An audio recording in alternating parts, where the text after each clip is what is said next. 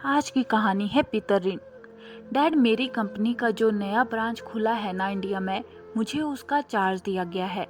तो मुझे अगले हफ्ते इंडिया जाना होगा। पर उत्कर्ष अभी कुछ समय पहले ही तो 1 महीना वहाँ बिता कर आए हो। तब मैं वहाँ कंपनी का नया ऑफिस स्थापित करने गया था। और अब कंपनी ने इंडिया ट्रांसफर कर दिया है। वहाँ जो नया ऑफिस खुला है उसे अब कुछ समय के लिए मुझे ही संभालना है।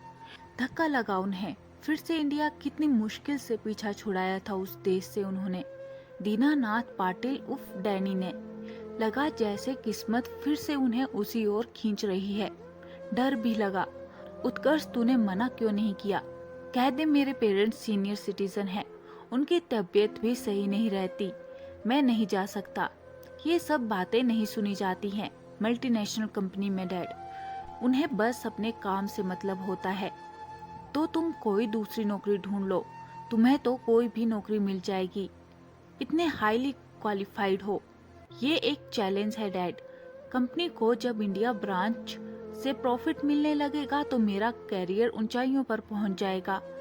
फिर भी मुझे एक एम्प्लॉय से पार्टनर भी बना सकते हैं। उत्कर्ष का जवाब सुन वे चुप हो गए। उत्कर्ष ने डैड को ये नहीं बताया कि उसने संभव अपने बॉस से अनुरोध किया था इस पोस्टिंग के लिए। कुछ ही सप्ताह पूर्व इंडिया के पुणे शहर गया था उत्कर्ष अपनी कंपनी की शाखा को स्थापित करने के लिए। काम के बीच में पड़े एक वीकेंड में वह अपनी मौसी के यहाँ चला गया था जो मुंबई में रहती थी। पुणे में खुल रहा है तुम्हारा ऑफिस? अरे वहीं पास में तो तुम्हारा ददीहाल है। क्या नाम था गांव का? अंबोली। हाँ यही, याद है मुझे अच्छी तरह से। दीदी विदा होकर वहीं तो गई थी। ये सब जानकारी उत्कर्ष के लिए नहीं थी। अपने ददीहाल में वो किसी को नहीं जानता था। अचंभित ही रहता कि डैड की तरफ कोई भी नजदीकी रिश्तेदार उनके संपर्क में क्यों नहीं है। मेरे दादाजी का नाम क्या था? पाटिल, शंभुनाथ पाटिल। इससे ज्यादा मैं नहीं जानती। अगले वीकेंड वह अंबोली पहुंच गया था, मन में उठ रहे हजारों प्रश्नों के उत्तर ढूंढने। वो कहाँ से आया है, उसकी फैमिली में कौन कौन है, क्या कोई अपना मिलेगा आदि। धड़कते दिल से जब वह गांव पहुंचा तो एक बुजुर्ग से उसने शंभुनाथ पाटिल का घर पूछा। पता तो उन्होंने बता दिया, पर थोड़ा आश्चर्य जाहिर किया। कौन हो बेटा? आज तक तो शंभू काका से मिलने शहर से कोई नहीं आया। जब उनके बेटे ने धोखे से उनकी सारी जमीन बेच दी, वह उससे सारे संबंध तोड़ विदेश चला गया, तब से बेचारे दोनों अकेले ही रहते हैं। जी, मैं उनका दूर का रिश्तेदार हूँ। मन बहुत व्यथित उठा।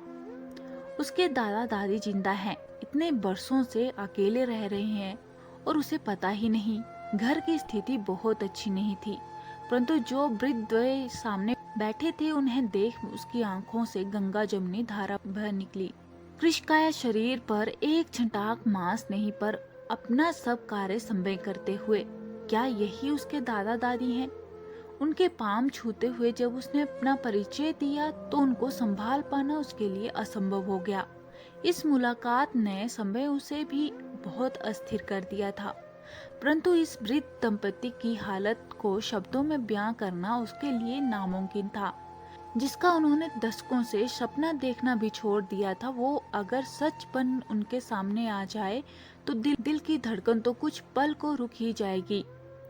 नजीब सोमवार प्रातः वह पुणे लौटने लगा तो दादा दादी बेतहाशा रोने लगे।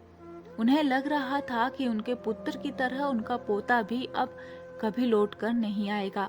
बेटे का 30 वर्षों से इंतजार कर रहे बूढ़े माँ बाप ने अपनी किस्मत से समझौता कर लिया था। पर अब दादी माँ, दादाजी, मैं आपसे अपनी कसम खा के कह रहा हूँ, मैं आप लोगों को छोड़कर कभी नहीं जाऊंगा।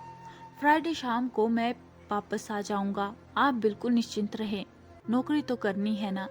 शायद ये सप्ताह उस दंपति के लिए जीवन का सबसे लंबा इंतजार रहा होगा।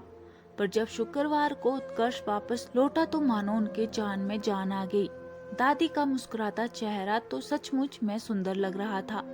खून के रिश्तों में कोई तो बात होती है, वो हमारे हृदय में तारों के झंकृत करने से कभी नहीं चूकती। उस सप्ताहांत उत्कर्ष से जितना बन पड़ा उसने दादा दादी के रिहाइश को बेहतर करने की कोशिश की। ये उसका इंडिया में आखिरी वीकेंड था। अगले शुक्रवार उसकी वापसी की फ्लाइट थी। भविष्य का खाका मन ही मन में तैयार कर लिया था। पूरा 1 महीना लगा उसे अपने बॉस को इस बात के लिए मनाने में कि उसका ट्रांसफर भारत वाले नव स्थापित दफ्तर में कर दे।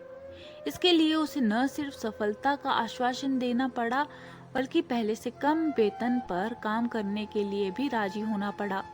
परंतु उसे इन बातों का कोई गम न था। उसने निश्चय कर लिया था कि अपने दादाजी और दादी माँ की बची हुई जिंदगी में खुशियां भरने के लिए वह कुछ भी करेगा। जिस पितर ऋण को अमेरिकी नागरिक बन चुके उसके माता पिता चुकाने में चूक गए थे, से उन्हें उत्तीर्ण करने का कर्तव्य उनके बेटे का ही तो होगा ना। दोस्तों, इस कहानी के बारे में आपकी क्या राय है, कमेंट बॉक्स में जरूर बताएं। और अगर चैनल पे नए हैं तो आपसे विनम्र निवेदन है कि चैनल को सब्सक्राइब करना ना भूलें। मिलते हैं किसी और वीडियो